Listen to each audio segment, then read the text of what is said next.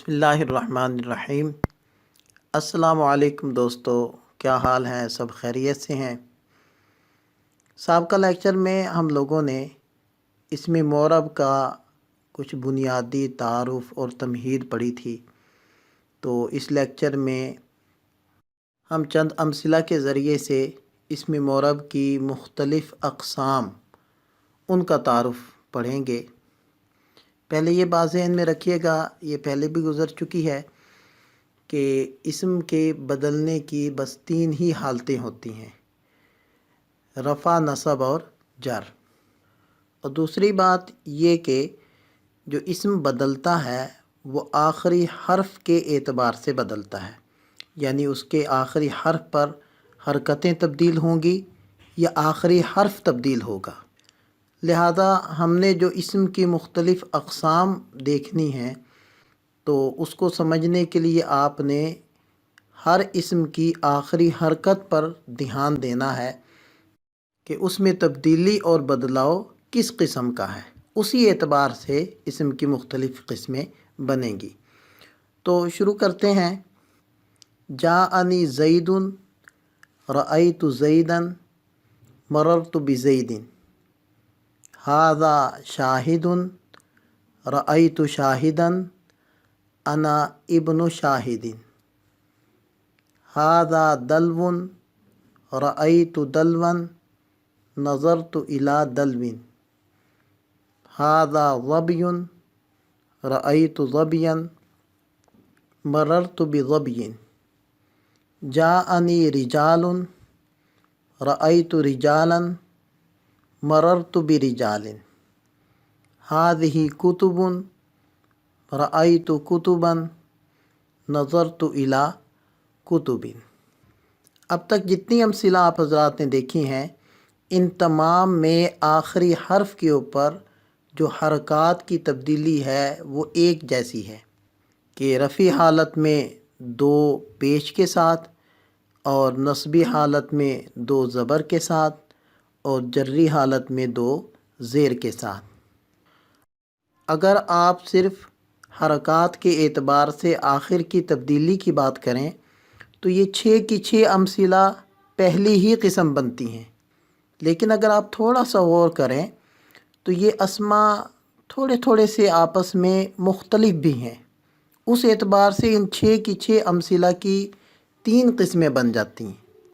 میں ان امثلہ کو اقسام میں تقسیم کرنے سے پہلے ایک بات اور گوش گزار کر دوں کہ جیسے انسان صحت مند بھی ہوتا ہے اور بیمار بھی ہوتا ہے، ایسے ہی اسماء صحت مند بھی ہوتے ہیں اور بیمار بھی ہوتے ہیں۔ انسانوں کی بیماریاں تو مشہور و معروف ہیں کہ جس کو شوگر ہے، اس کو بلڈ پریشر ہے۔ اسماء کی بیماریاں کیا ہیں؟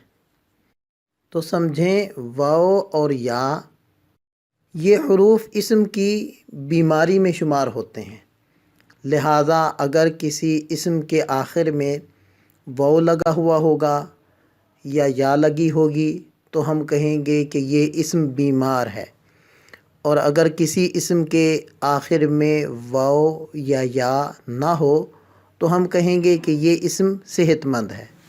اور یہ حروف علت یعنی بیماری والے حروف اس لیے کہلاتے ہیں کہ ان کے اوپر حرکات یعنی زبر زیر پیش کو پڑھنا مشکل ہوتا ہے۔ تو صحت مند اسم کا ہم نام رکھ دیتے ہیں اسم صحیح، اور غیر صحت مند کا نام رکھ دیتے ہیں اسم غیر صحیح۔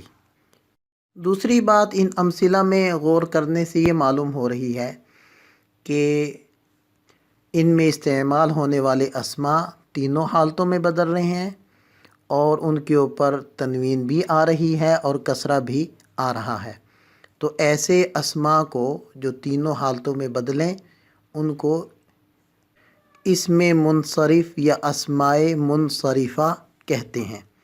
ان کے مقابلے میں بعض وہ اسماء ہوتے ہیں کہ جو تینوں حالتوں میں اس طرح تبدیل نہیں ہوتے اور ان کے اوپر کسرہ نہیں آتا اور تنوین نہیں آتی، ایسے اسماء کو اسماء غیر منصرفہ کہتے ہیں۔ اب آپ امثلہ کی طرف توجہ کریں۔ تو پہلی دو امثلہ میں جو اسم استعمال ہو رہا ہے وہ مفرد بھی ہے، یعنی اکیلا لفظ ہے اور ایک معنی دے رہا ہے۔ ایسے لفظ کو مفرد کہتے ہیں۔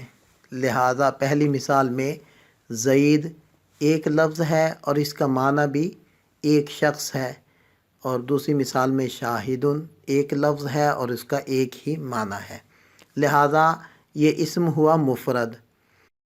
دوسری بات یہ دیکھیں کہ یہ اسم تینوں حالتوں میں بدل رہا ہے اور اس کے آخری حرف پر تنوین بھی آ رہی ہے اور کسرہ بھی آ رہا ہے، لہذا دوسرا اس کا نام ہوگا کہ یہ منصرف ہے۔ تیسری بات یہ کہ اس کے آخر میں نہ تو واو ہے اور نہ ہی یا ہے، لہذا یہ اس میں صحیح ہے۔ تو پہلی قسم کا مکمل نام ہوگا مفرد منصرف صحیح۔ اب آپ اس کے بعد والی دو امثلہ پر غور کریں تو ان میں استعمال ہونے والا اسم مفرد بھی ہے اور منصرف بھی ہے، لیکن اس میں صحیح نہیں ہے۔ کیوں؟ اس لیے کہ پہلے اسم کے آخر میں واو ہے اور دوسرے اسم کے آخر میں یا ہے، لہذا یہ اس میں صحیح تو نہ ہوئے، اس میں غیر صحیح ہوئے۔ لیکن اس میں غیر صحیح ہونے کے باوجود ان کے اوپر اعراب یعنی زبر زیر پیش اور تنوینیں اسی طرح آ رہی ہیں جیسے کہ اس میں صحیح کے آخر میں آ رہی تھیں، تو گویا کہ یہ باعتبار اعراب کے اس میں صحیح جیسا ہوا، لہذا آپ اس کو یوں بھی کہہ سکتے ہیں کہ یہ اس میں صحیح کے قائم مقام ہے کہ اس کے اندر بھی تینوں اعراب آتے ہیں۔ تو اب اس کا مکمل نام ہوگا مفرد منصرف قائم مقام صحیح، یعنی صحیح تو نہیں لیکن صحیح کی طرح ہے۔ اب اس کے بعد والی دو امثلہ کو دیکھیں کہ اس کے اندر جو اسم استعمال ہو رہا ہے وہ مفرد نہیں ہے۔ رجال یہ رجلن کی جمع ہے، رجلن کا معنی ایک مرد، رجال کا معنی بہت سارے مرد، اور کتب بہت ساری کتابیں، یہ کتابن کی جمع ہے، لہذا ہم اس کو مفرد تو نہیں کہیں گے، اس کو جمع کہیں گے۔ اس کے ساتھ ہی آپ نے سابقہ لیکچرز میں یہ بات بھی سمجھی تھی کہ جمع دو قسم کی ہوتی ہے۔ ایک وہ جمع ہوتی ہے کہ جس کے اندر واحد کا وزن سلامت یعنی برقرار رہتا ہے، ٹوٹتا نہیں ہے، جیسے مسلمن سے مسلمون، صابرن سے صابرون، مؤمنون سے مؤمنون، صادقن سے صادقون۔ دیکھیں ان تمام امثلہ میں واحد کا وزن برقرار ہے، سلامت ہے، اس لیے ہم اس جمع کا نام رکھتے ہیں جمع صحیح یا جمع سالم۔ لیکن اس کے مقابلے میں آپ ان جمعوں کو دیکھیں کہ واحد تھا رجل اور جمع ہو گئی رجال، تو جمع کے اندر واحد کا وزن ٹوٹ چکا ہے۔ ایسے ہی واحد تو تھی کتاب، اس کی جمع بنی کتب، تو واحد کا وزن باقی نہیں رہا، یعنی ٹوٹ چکا ہے، اور توڑنے کو کہتے ہیں تکسیر۔ اس تکسیر سے ہی بنتا ہے مکسر یعنی توڑا ہوا، اس وجہ سے اس جمع کا نام رکھتے ہیں جمع مکسر۔ اور تینوں حالتوں میں تین طرح کے اعراب اس کے اوپر آ رہے ہیں، تنوین بھی آ رہی ہے، کسرہ بھی آ رہا ہے، لہذا اس قسم کا مکمل نام ہوگا جمع مکسر منصرف۔ ان اقسام کو خوب اچھے سے سمجھ لیں۔ اگلے لیکچر میں انشاءاللہ بقیہ اقسام کا بھی ایسے ہی مختصر سا تعارف کروا دیتا ہوں۔ اللہ تعالی ہم سب کا حامی و ناصر ہو۔ دعا میں یاد رکھیے گا۔ السلام علیکم۔